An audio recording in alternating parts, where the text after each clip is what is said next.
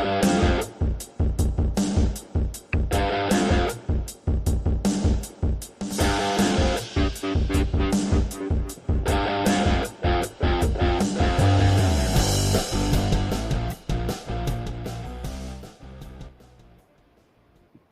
morning, hockey fans. This is Stephen Heisler with HeisHockey.com, the Victorious Hockey Company, and the absolutely crazy and eccentric, and many other words, Junior Hockey Discussion Group on Facebook.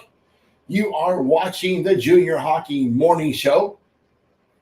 We are on the World Sports Broadcasting Network. Almost got in trouble for that one earlier in the week. WSBN.TV, Facebook, Twitter, YouTube, hopefully this morning or this afternoon or wherever time you decide to get your butts out of bed and watch the show. You're having a good morning, a good Friday. First Friday after the North American Hockey League Showcase. A lot of hockey going on. We are officially into the regular season. Congratulations.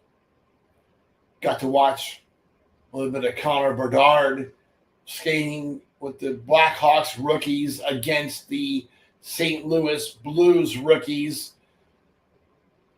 I can say this. I think the St. Louis Blues might have put a midget AA team out there because that's what Connor Bedard made him look like. It's hard to imagine an 18-year-old kid just doing whatever the hell he wants. Now, the AA St. Louis Blues, probably not who they really were, looked like that because they're playing against a guy that makes everybody look bad. Just amazing. But that's not today's topic. Today is the 5. And people are saying that I might be picking on the North American Hockey League a little too much. Pick other targets to talk at. I'm not targeting the NEHL. It's just the league that I am the closest to. You don't hear me talk much about the USHL. A good friend of mine is not a commissioner. That's not why I don't talk about the USHL so much. I just don't have that same connection to those guys as I do my good friend Mark Frankenfeld and the North American Hockey League. Don't laugh, Tommy. So during the offseason, at some point, the relationship between Flow Hockey and Instat and that whole group and the NAHL went a bit sideways. Enough so where the North American Hockey League just decided, you know what, we're not paying that. Forget it. We're just going to do it ourselves. There's always going to be, some growing pains when you decide to venture out on your own. But I think in the long run, doing so will end up being a very good idea for the league and all their other leagues. The problem is this. With something new, there is always going to be growing pains, no matter what. And boy, do we experience those growing pains in the last few weeks. All right, already. We've been getting calls and notes from fans, parents, players, coaches, and even team owners regarding the NAHL's new statistical and video system. Put the fire extinguishers away.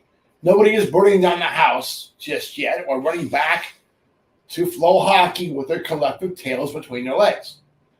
In today's 5, we'll touch on the biggest issues folks are having with the NAHL's new setup. This could be fun.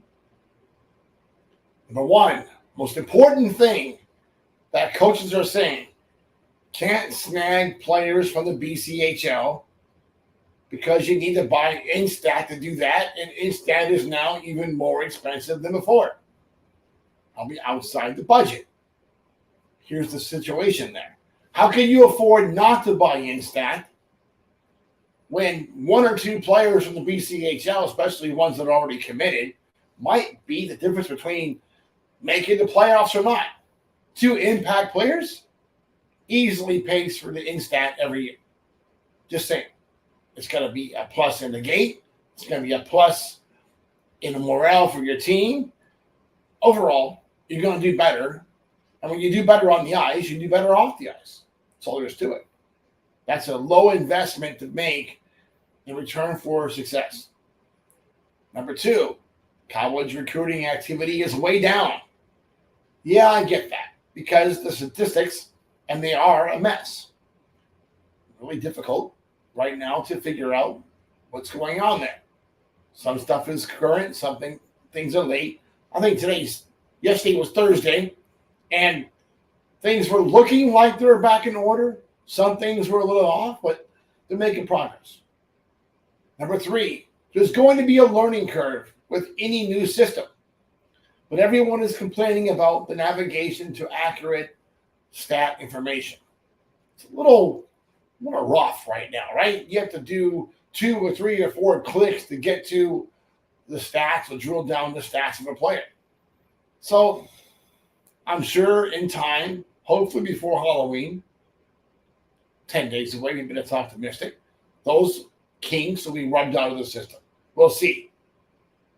Number 4, and this is a big one for me, I have probably one of the fastest internet connections available outside of NASA. Right? We get really fast internet here. We're close to the airport. We picked up the big deal from AT&T. They came in here, made promises, and actually delivered. Scary thought. So, regardless, the buffering on live video feeds is absolutely ridiculous. Right now, NHL TV, I thought maybe because they were Ed Blaine and trying to stream 30 games at one time, and that was why the buffering was as it was. But then I was forced to go back and watch some games from the weekend in Cody, and I went back and watched the Saturday game that everybody's talking about, the Friday game that I watched, the Saturday game again, but kind of in slow motion. Half speed. Even at half speed, it was still buffering. There's no reason why it should be buffering on a archived game. What I'm thinking happened is probably it was getting buffered while it was getting uploaded to the system, and that's what they recorded. It's not a good thing. You guys should be able to record the whole game and then upload it afterwards. So live, play it, then upload the full game, every bit of it, back into the system afterwards. That would make more sense than the system recording a live game that's getting buffered left and right. Just saying. Maybe it was a bandwidth issue on their part, but that problem goes away when you upload the whole file after the fact. This is number 5. This is the North American Hockey League. So there's no excuse for the delivery of a substandard product. Somebody should have made sure every broadcaster is utilizing the same type of equipment. Sound volumes are all over the place. Some microphones are good, while others sound like they are broadcasting from an echo chamber. Turn that stuff down. You guys figure out your levels. Make it sound professional, because people are paying a professional price for a substandard product. That's all there is to it. Flow Hockey is kicking your butts right now. Do a better job. Let's see if anyone from the league is going to address some of these issues before charging my credit card again. Just saying. Heck, this is 2023. This is cancel culture. They may just block me from using the system because I had something to say. No, the NAHL office is not the Biden administration. There's no drones flying over my head to take me out. Not yet. That's it for today.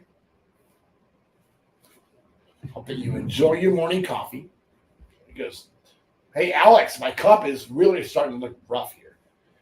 And have a good weekend of hockey.